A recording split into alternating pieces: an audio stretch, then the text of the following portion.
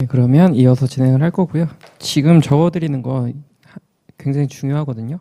요거 정리를 하셔서 다음 시간 오실 때는 외워서 오세요. 근데 별거 없어요, 사실 보시면. 그래서 CFO랑 CFI랑 CFF를 구분을 할 겁니다. 그래서 정확하게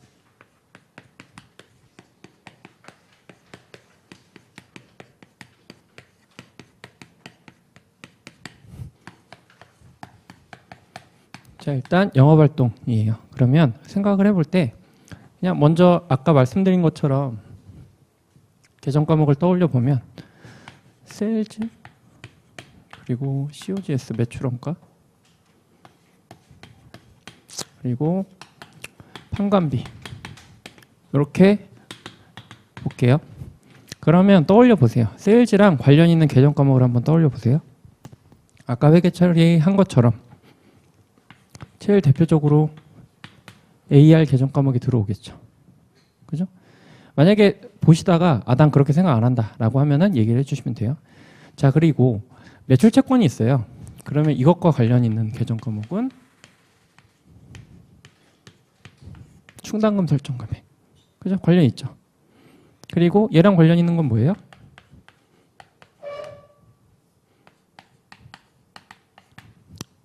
대손상각비. 그죠? 괜찮으시죠? 또 있어요.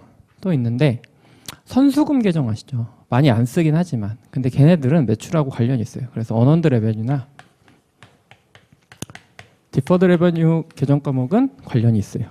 출제 빈도는 좀 떨어지긴 하지만 그래도 어쨌든 이쪽으로 귀속된다라고 하는 건 알고 계셔야 돼요. 자, 그리고 두 번째 COGS랑 관련 있는 계정 과목 떠올려 보세요. 뭐 있어요?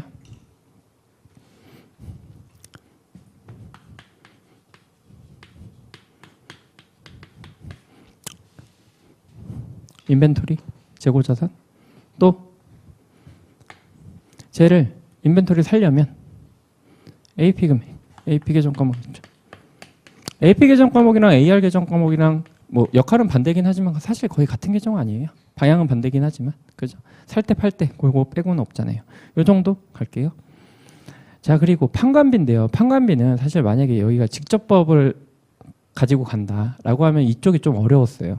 그 설명드리기가. 근데 이쪽에 CFO에서 직접법이 없어져서 상대적으로 좀 쉬워지긴 했는데 그래도 요건 아셔야 돼요. 그러니까 비용이잖아요. 그러면은 어커드 익스펜스, 미지급 비용. 비용을 줘야 되는데 아직 안 준 거. 그럼 왜 현금 흐름과 관련이 있냐? 10이 발생했어요. 10을 주면은 현금 지출 10이죠. 근데 만약에 5만 줬어요. 5만 주고 미지급 비용으로 인식했다고요. 그럼 현금 지출 금액은 5죠. 그것 때문에 생긴 계정 과목이 얘잖아요. 그죠? 또 하나. 프리페이드 익스펜스. 비용이에요. 우리가 보험금 보통 선납하면 프리페이드 익스펜스 잡고 기간 기속될 때마다 익스펜스 금액으로 계정 대체하잖아요. 그러니까 얘네들도 당연히 관련이 있죠. 그죠? 여기까지는 논리적으로 설명이 되죠. 자, 그리고 또 하나 좀 추가를 할 건데 영업을 하면요. 법인세 무조건 내야 돼요. 그죠? 여기에 4번. 텍스 익스펜스. 그죠? 여기에 TP나 DTL이나 DTA 뭐 이런 애들 오겠죠. 그죠? 만약에 텍스 익스펜스 관련돼서 계정 과목 관련 직접 구해봐 라고 하면은 비용 금액이 발생한 것과 현금 지급한 금액은 다르잖아요, 개념이. 그죠? 비용이 발생했어도 현금 실제로 지급한 금액은 좀 달라지니까 여기까지. 여기까지는 논리로 설명이 돼요. 근데 여기는 외우셔야 돼요. 이자 비용 그리고 이자 수익, 배당 수익은 영업활동으로 구분해요. 이건 외우세요. 사실 여기에 텍스 익스펜스 묶어도 되는데 텍스 익스펜스는 논리적으로 설명이 가능하죠. 요건 이해하셨죠? 그래서 요 세 가지를 혹은 요 네 가지를 묶어서 같이 요쪽으로 구분을 하면 돼요. 기준서에서 그렇게 하라고 되어 있어서 논리 없이 그냥 갖다 넣으시면 돼요. 요게 중요해요. 두 번째 CFI요. 1번 PPE나 IA 이건 같은 계열이잖아요. 그래서 이쪽에서 관련된 손익계정 뭐 있어요? 떠올려 보세요. 처분 손익. 일단 발생할 수 있죠. 그죠? 처분하면 현금 들어오겠죠? 근데 현금 들어오는데 비싸게 팔면 현금 더 들어오겠죠? 싸게 팔면 뭐 들어오겠죠? 그죠? 일단 처분 손익. 또 상각비. 그죠? 이 정도? 또 있나요? 이 정도만 가지고 있으면 될 것 같아요. 뭐 사실 하면 뭐 AD까지, 누계까지 그냥 적어 놓을게요. 자, 그리고 인베스트먼트. 투자라고 하면은 대표적으로 이 두 가지라고 말씀드렸잖아요. 근데 인베스트먼트에서 손익이 발생할 수 있다. 발생할 수 있겠죠. 뭐 있어요? 떠올려 보세요. 이자 수익, 배당 수익, 뭐 II, 뭐 이런 거 있을 수 있겠죠. 그리고 당연히 처분 손익. 처분 손익부터 할게요. 죄송해요. 처분 손익 자꾸 빼먹어서. 처분 손익 그리고 IR, DR, II 정도. 근데 얘네 둘은요 뺏겼어요. 여기로 갔죠. 논리적으로 보면 저쪽에서 인식하는 게 맞아요. I로 인식하는 게 맞다고요. 그렇잖아요. 근데 얘네 둘은 뺏겼다고요. 하래요 그렇게. 자, 그리고 CFF.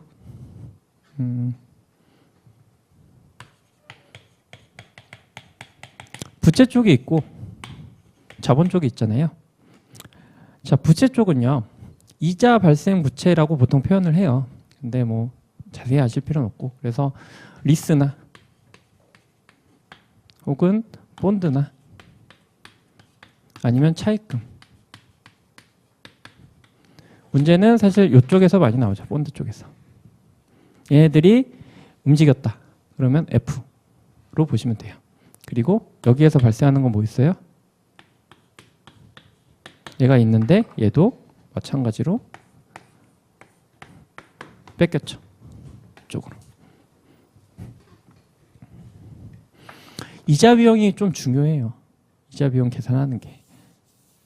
왜냐하면 사채 관련해서 문제가 나오면, 사채 관련돼서 문제가 나왔을 때 이자 비용이 발생하면 두 가지가 있어요. 현금이 지급돼서 인식된 이자 비용이 있고요. 할인 발행, 할증 발행 차금, 상가액 금액이 있어요. 그거는 엄연히 달라요. 결론부터 말씀드리면 이자 비용 중에서요, 현금을 지급한 금액은 영업활동으로 가고요. 사채, 할인, 할증 발행, 차금, 상가액 금액은 이쪽으로 가면 돼요. 그죠? 왜냐하면 지금 현금 흐름이잖아요. 그러니까 얘네 가는 거 자체가 이자 비용 전체를 인식하는 것도 중요하긴 한데요. 현금으로 얼마 지급했냐, 얼마 받았냐 얘기거든요. 그렇기 때문에 구분을 해요. 그건 나중에 설명드릴 거예요. 외우시라고 말씀드릴 거고. 자, 그리고 두 번째 자본이에요. 자본은 CS, PS, TS 정도 알고 계시면 되지 않을까 싶어요. 그리고 얘와 관련된 손익계정 떠오르면 이상하죠. 자본이라고 하는 거는, 손익계정이라고 하는 건 물론 자기 주식 처분 이익 발생할 수 있긴 하지만 그건 APIC로 갔잖아요. 그렇기 때문에 손익계산서에 인식되는 금액 자체는 이쪽에서 없다라고 보시면 돼요. 다만 하나 생각하셔야 될 거는, 제가 공부할 때 예전에 많이 헷갈렸던 건데, 배당 수익은요 영업활동이에요. 근데 배당 지급 있잖아요. 이거는 재무활동이에요. 자, 그리고 배당 지급은요 손익계산서를 타지 않아요. 그렇잖아요. 캐시 나가면 이렇게 됐잖아요. 손익계산서 계정이 아니라고요, 애초에. 그러니까 쟤네들하고는 좀 차이가 있죠. 그렇게 생각하세요. 배당금 지급했다라고 하면 재무활동 금액이라고 보시면 돼요. 요거는 외우셔야 돼요. 그래서 여기서 이틀을 가지고 가시면서 뭐 하나 모르는 거 나왔다. 그럼 얹으시면 되죠. 근데 생각해 보세요. 자, I, CFI. 요거 세 개하고 관련된 손익 외우면 되는데, 근데 얘네 두 개 뺏겼다. 그리고 재무활동 요 세 개 정도 외우시면 되고, 이자 비용 발생하는데 뺏겼다. 그리고 자본 쪽은 뭐 얘네는 당연히 재무활동이라고 생각할 거니까 상관없고 배당 지급 정도만 외우시면 돼요. 외울 게 많지 않아요. 많지 않아요? 많지 않은 거예요. 이 정도 외우셔야죠. 그리고 요걸 응용하는 건 이제 또 다른 문제고 이걸 알고 있어야 뭘 갖다 쓰죠.